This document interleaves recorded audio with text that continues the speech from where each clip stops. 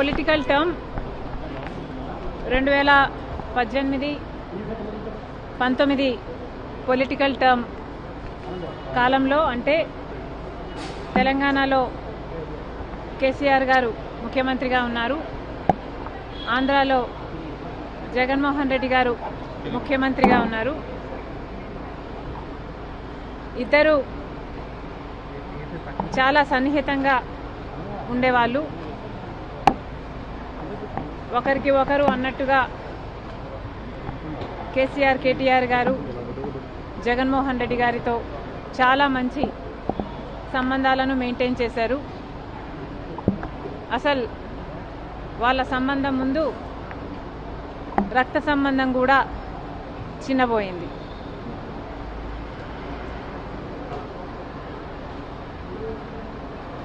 తెలంగాణలో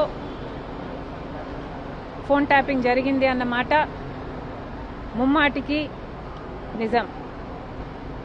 మరి ఈ ఫోన్ ట్యాపింగ్ వ్యవహారం తెలంగాణ ముఖ్యమంత్రి, ఆంధ్ర ముఖ్యమంత్రి కలిసి చేసిన జాయింట్ ఆపరేషను లేకపోతే ఇది షేర్డ్ ఇన్ఫర్మేషను నాకు తెలియదు. కానీ ఒక మాట అయితే స్పష్టంగా అర్థమైంది.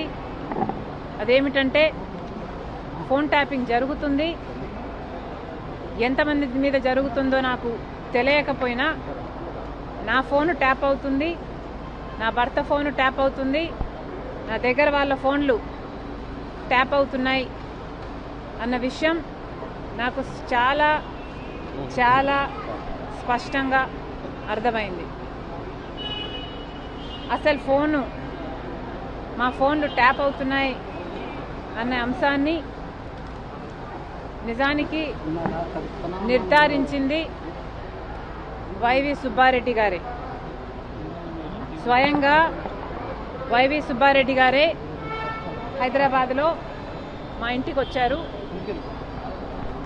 మా ఇంటికి వచ్చి మా ఫోన్లు ట్యాప్ అవుతున్నాయి అన్న అంశం నిర్ధారిస్తూ మా ఫోన్లు ట్యాప్ చేసిన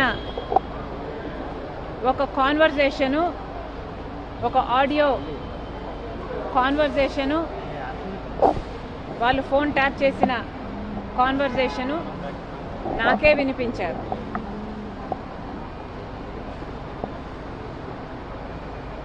మరి ఈ విషయం సుబ్బారెడ్డి గారు ఇప్పుడు ఒప్పుకుంటారా అంటే నాకు తెలియదు, నాకు అనుమానమే. ఎందుకంటే జగన్మోహన్ రెడ్డి గారు తన సొంత మేనల్లుడు మేనకోడలు ఆస్తి కాజేసే కుట్రలో భాగంగా జగన్మోహన్ రెడ్డి గారు సాయిరెడ్డి గారికి, సుబ్బారెడ్డి గారికి ఎలా ఒత్తిడి చేశారో, ట్యూషన్లు పెట్టి మరి మీడియాలో ఎలా అబద్ధాలు మాట్లాడిచ్చారో సాయిరెడ్డి గారు స్వయంగా చెప్పారు. కాబట్టి ఇప్పుడున్న పరిస్థితుల్లో మరి సుబ్బారెడ్డి గారు ఈ విషయాన్ని ఒప్పుకుంటారో ఒప్పుకోరో నాకు తెలియదు. కానీ ఇది నిజమని నేను ఏ ఇన్వెస్టిగేషన్ ముందరైనా చెప్పగలను, బైబిల్ మీద ప్రమాణం చేయగలను, నా బిడ్డల మీద ప్రమాణం చేసి ఇది నిజమని ఎక్కడైనా చెప్పగలను. మరి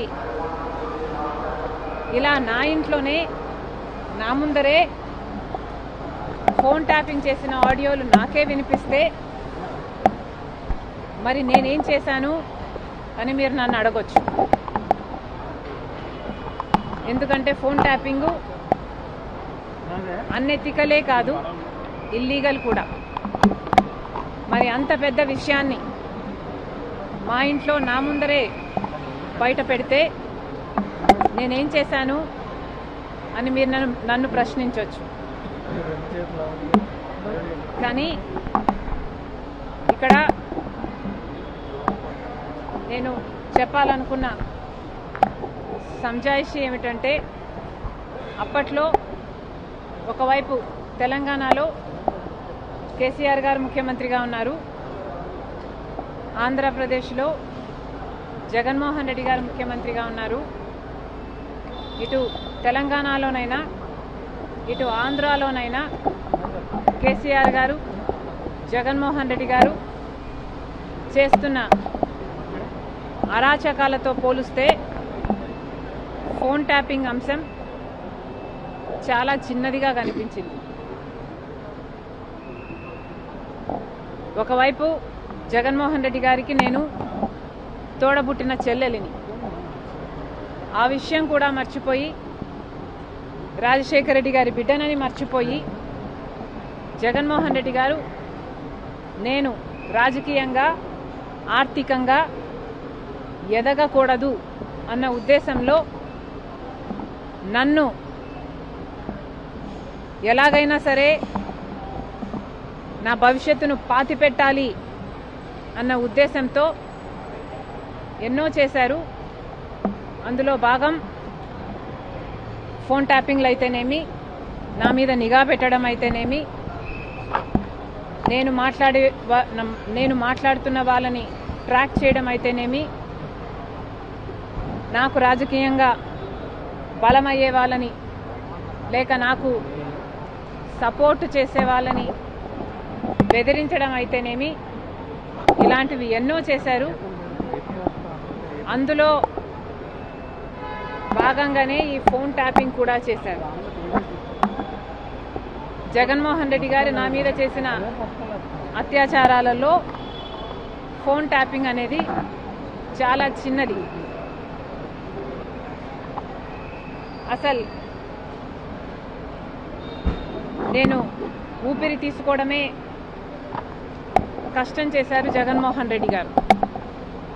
కనుక ఆ రోజుల్లో నేను తెలంగాణలో పొలిటికల్ ఎరీనాలో ఉన్న కేసీఆర్కి వ్యతిరేకంగా పోరాటం చేస్తున్నా, జగన్మోహన్ రెడ్డి గారికి ఏ సంబంధం లేనప్పటికీ నన్ను తొక్కేయాలి అన్న గట్టి ప్రయత్నం చేస్తున్నాడు.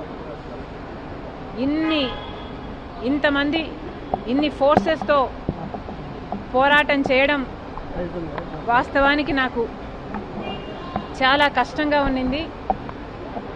Therefore, I could not fight every battle. I had to choose which battle to fight, and our time lo I could not afford to fight this phone tapping issue.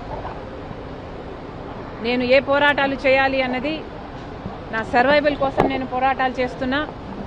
కాబట్టి ఆ పర్టికులర్ టైంలో ఫోన్ ట్యాపింగ్ ఇష్యూ మీద నేను పోరాటం చేయలేకపోయినా, in spite of knowing that is illegal, unethical and against my constitutional rights.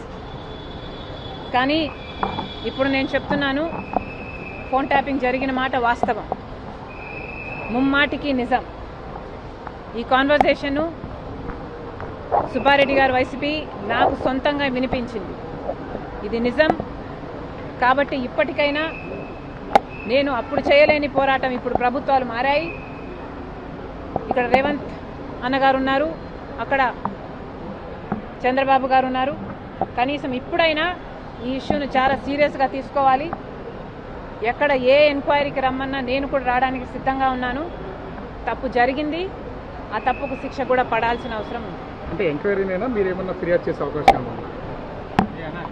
నేను ఫిర్యాదు చేయాలి అనుకుంటే జగన్మోహన్ రెడ్డి గారు నాకు ఎంఓయూ రాసిచ్చిన రోజే ఇది అమలు చేయటం లేదు అని ఫిర్యాదు చేసేదాన్ని. నిజానికి సొంత తల్లిని కోర్టుకి ఈడ్చింది జగన్మోహన్ రెడ్డి గారు. నాకు పర్సనల్ గ్రడ్జెస్ లేవు అని నిరూపించుకోవడానికి మేబీ నేను పర్సనల్ ఫిర్యాదు చేయకపోవచ్చు.